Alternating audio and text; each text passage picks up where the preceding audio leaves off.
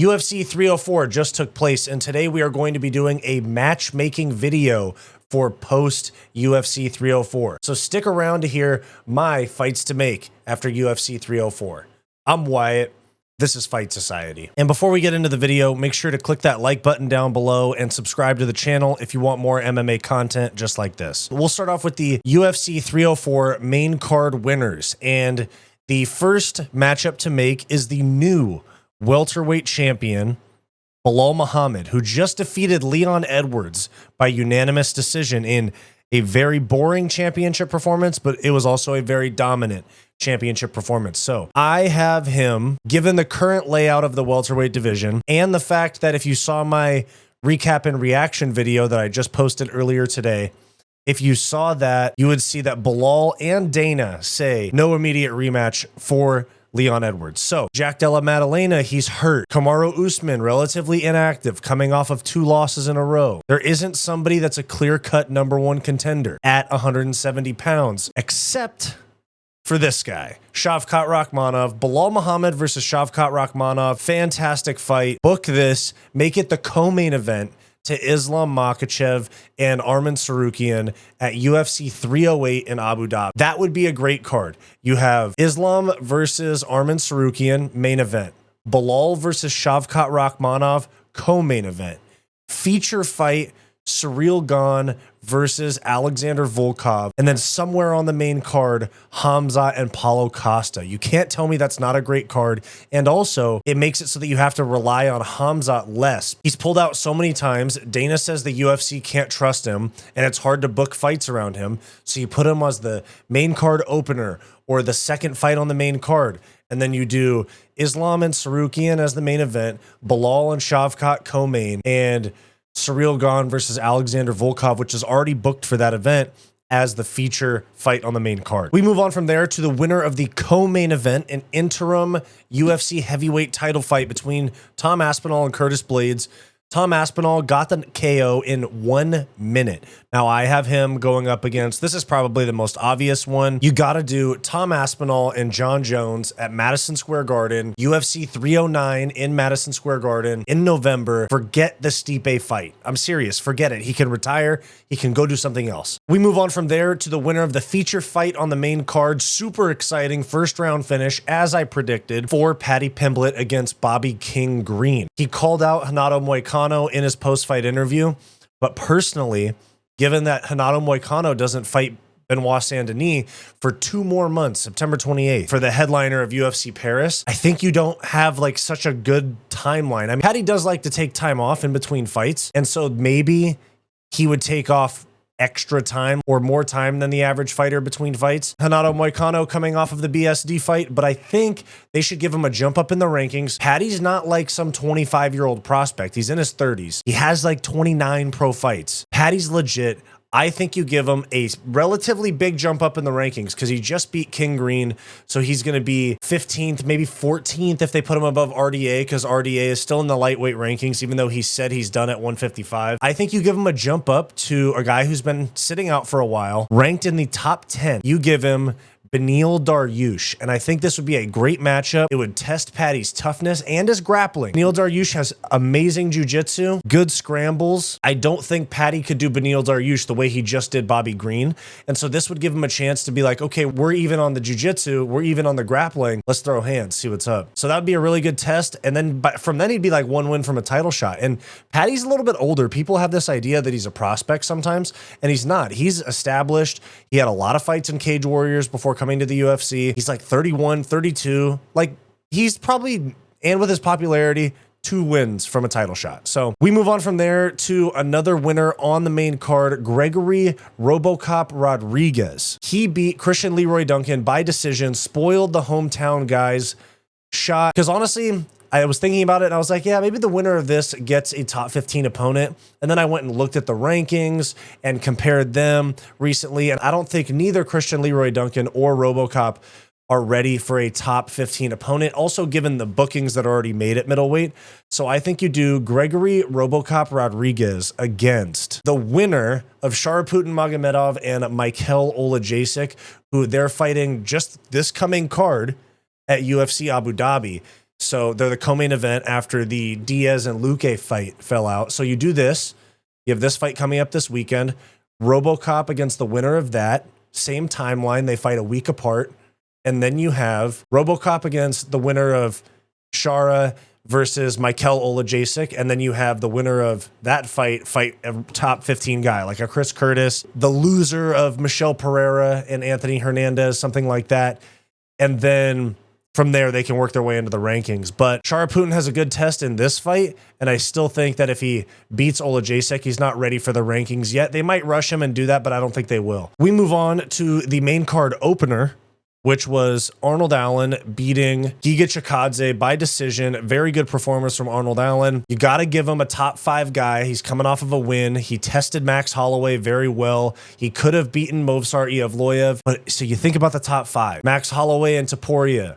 Going to happen this year. Volk sitting out. We still don't know what he's going to do, but they're definitely not going to have him fight Arnold Allen. And then you have Movsar, who is allegedly in the works for a fight with Aljamain Sterling. And you have Brian Ortega, who's booked against Diego Lopes for the Sphere. Now, that leaves one guy for Arnold Allen to fight in the top 5, and that is Yair Rodriguez. And they could even add this to the Sphere. The Sphere card did not get a great reaction. I think it is mid for what they've hyped it up to be. Canelo is fighting at T-Mobile on the same night in Vegas. They need to compete.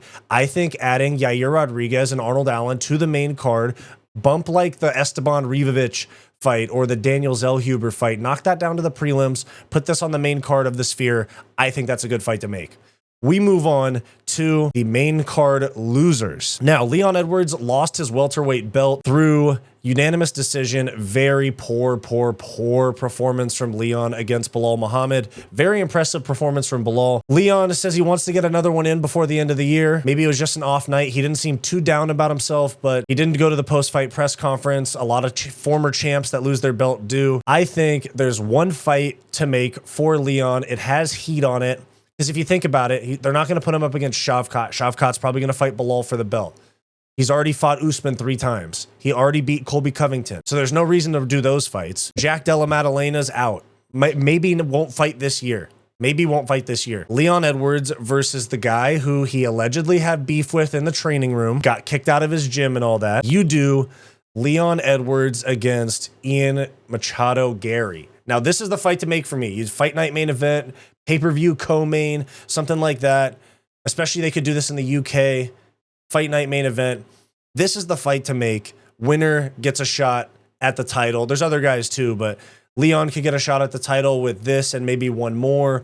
But Ian Gary could earn himself a title shot with this win here. So I think you do Leon versus Ian Gary before the end of the year. Maybe put it on the McGregor-Chandler card, which is rumored to be UFC 310 in Vegas in December. That'd be a good co-main for Conor and Chandler. Maybe a UK card in early 2025, something like that.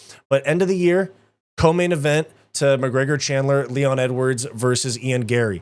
We move on to the loser of the co-main event. That was Curtis Blades. He lost in the first minute of the fight by TKO, to Tom Aspinall. Respectable loss, not going to lie. Curtis loses to the elite guys. Curtis's losses are Francis Ngannou, Derek Lewis, Sergey Pavlovich, and now Tom Aspinall. He's lost to top guys. Every person that he's lost to either was heavyweight champ or has fought for the belt. Curtis Blades, got to keep him up there. He wasn't supposed to get a title fight. It was because Ciryl Gane didn't want to take the fight at that time. But he hopped in there. He didn't necessarily look bad. It's just that Tom Aspinall is the best heavyweight in the world right now. So you do Curtis Blades against the winner of the UFC Apex Fight Night main event coming up on August 10th, so just 2 weeks away. Marcin Tybura versus Sergey Spivak. He's fought neither of them. They're in a Fight Night main event. The winner will be a top 10 heavyweight coming off of a win. Blades will be like 4th or 5th coming off of a loss. You do Curtis Blades against the winner of Marcin Tybura and Sergey Spivak. They're fighting in a main event at the Apex on August 10th. So 2 weeks apart. They could be on the same timeline. That's an Apex main event right there.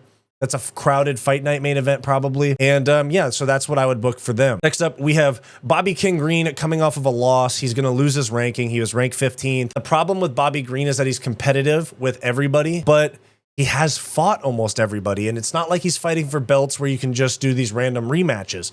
So I did some looking. Somebody that is around that fringe ranking area, very respected vet, just like Bobby Green. You could do this as a fight night co-main event, crowded fight night co-main event, because you could have Bobby doing the interviews and the fan stuff, not just like an Apex co-main where they get no press. You do Bobby Green, and he's fought so many guys that it's hard to find an opponent for him, but somebody that, as far as I could look for, has not competed against Bobby Green, and that is Carlos Diego Ferreira, CDF. I think that's a great fight. Two respected vets, crowded fight night co-main event. We move on from there to Christian Leroy Duncan, who lost to RoboCop, got his hometown party spoiled. I know, kind of sucks, but he's got to keep working. 9-2, some holes in his game got exposed. You have him go up against somebody who is also coming off of a very recent loss a month ago. Also, one of those like guys that's maybe like a win or 2 wins from a ranking.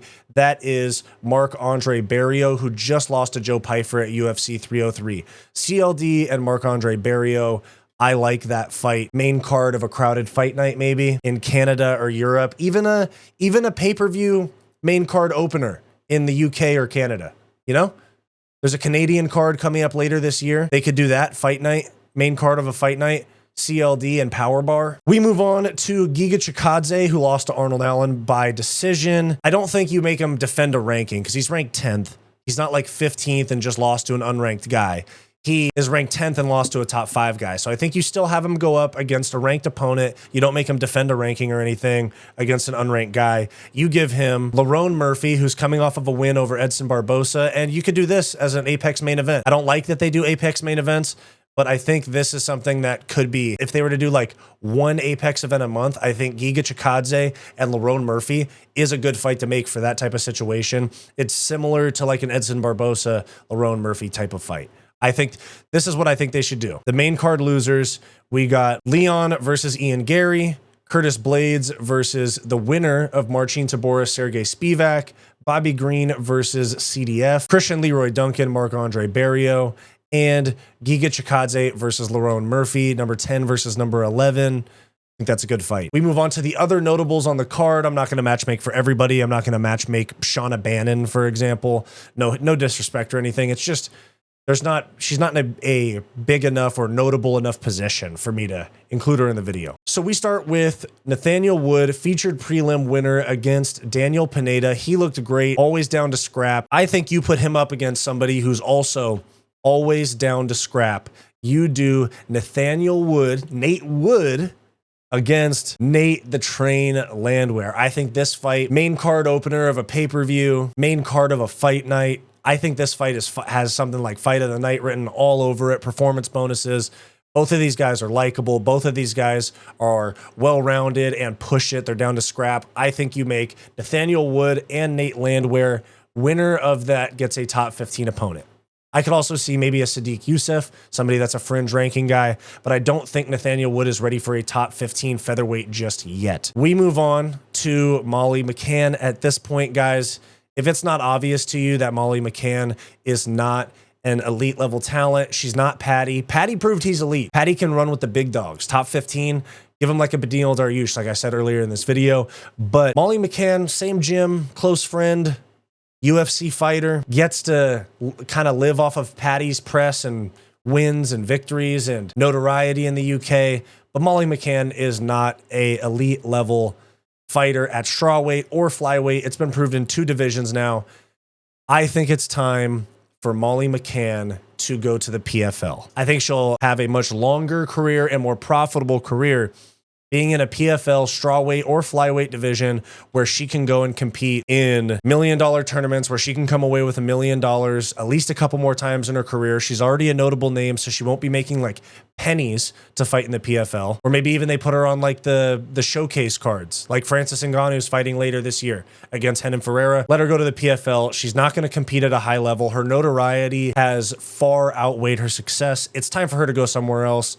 In my opinion, I don't mean to sound harsh in that Molly McCann is not a UFC ranked level talent. It's just not going to happen. She's not young enough to where you're like, oh yeah, she has room to grow. She needs to go to the PFL, win a couple $2-3 million tournaments over the next 5 years, move on with her life. I think that's a solid plan, but she's probably going to stay in the UFC. Probably lose at least a couple more times before they think about cutting her because Patty has success. She's tied to Patty, all that. But I think she should go to the PFL. We move on from there to Muhammad Mokaev, who now... It was made very clear by Dana that he is not a part of the promotion anymore. He will not be in the UFC. And just like Dana said, the PFL is going to get a very talented, undefeated guy, 23 years old. This dude could just keep running up $1 million tournament wins until he gets sick of it. I could also see him coming back to the UFC at some point if he gets a more entertaining fight style, matures a little bit to where he's not getting in fights at the PI and the hotel and all these different things. So Muhammad Mokaev, go to the PFL, get your bag winning these tournaments. Maybe they get you a fight, like a big fight against a big 35er or 25er that has some name value. They put you on a PFL, or I mean, a Bellator showcase card, one of those. But he's not in the UFC anymore, so PFL it is. One championship allows down strikes, so I don't think that plays well to his style. If I was his manager, I'd say PFL. We move on from there. Oban Elliott, very good performance. Not ready for a top 15 guy yet. I think he's still a ways off of that, but you give him a step up in competition against, not a very consistent, but a very established and experienced long-time stay in the UFC welterweight division. You give Oban Elliott a matchup against Dirty Bird Tim Means. I think it's a good step up. Maybe he wins that and one more top 15 opponent. He's still young. He's 26. He's my age. So he's actually only a year older than me. So he's got time. It's not like he's Patty where you have to like start looking for ranked opponents. Oban Elliott can fight a beatable but very experienced opponent in Tim Means, get a win, move on to a fringe ranking guy, and go from there. We also have Mick Parkin, Tom Aspinall's teammate, who came away with a win on the prelims. Very good performance. I think you put him up against, I was thinking originally top 15 opponent, but I think you put him up against another guy who's right there close to the top 15, and you give him Salsa Boy, Waldo Cortez Acosta. Winner of that gets a top 15 opponent. So there we have it. Quick recap. We have Bilal Muhammad fights Shavkat for the belt, co-main event at UFC 308 in Abu Dhabi. Main event will be Islam and Arman Sarukian. Tom Aspinall match him up with Jon Jones. Patty the Batty, give him Benil Dariush. RoboCop, you give him the winner of Sharaput Magomedov and Mikhail Olajasic. That they're fighting this coming weekend, so the timelines match up. Then you do Arnold Allen against Yair Rodriguez. Add it to the sphere. I'm serious. Leon versus Ian Gary. I say make it the co-main event to McGregor Chandler in December. Curtis Blades versus the winner of Marcin Tabora and Sergey Spivak, which happens in 2 weeks' time. Bobby Green against Carlos Diego Ferreira. Christian Leroy Duncan against Marc-Andre Barrio. Do it on the rumored Canadian Fight Night later this year. Giga Chikadze and Lerone Murphy, Apex Fight Night. And then you do main card opener of a pay-per-view, Nathaniel Wood, Nate the Train, Molly McCann, smell you later to the PFL. Same for you, Muhammad Mokaev. You're really good. It's not like you're in a different situation than Molly McCann, but you're going to end up in the same place. Funny enough. Oban Elliott against Tim Dirty Bird Means, and Mick Parkin against Waldo Cortez Acosta. Give the winner a ranked opponent. Thanks for watching, guys. Let me know your thoughts down below. That's all I got for you. Hey guys, thanks for watching this video. Make sure to click like and subscribe down below, all that YouTube stuff. It really helps me out a lot. If you're interested in supporting the channel further and want access to members only perks, become a channel member today for access to members only live streams and some other perks. Link is in the description down below, or just click the join button on our channel homepage. If you're looking for some non-MMA content from me, go check out my personal channel, Wyatt's World. I'll have that linked in the description down below as well. Go watch this suggested video, and I'll see you next time.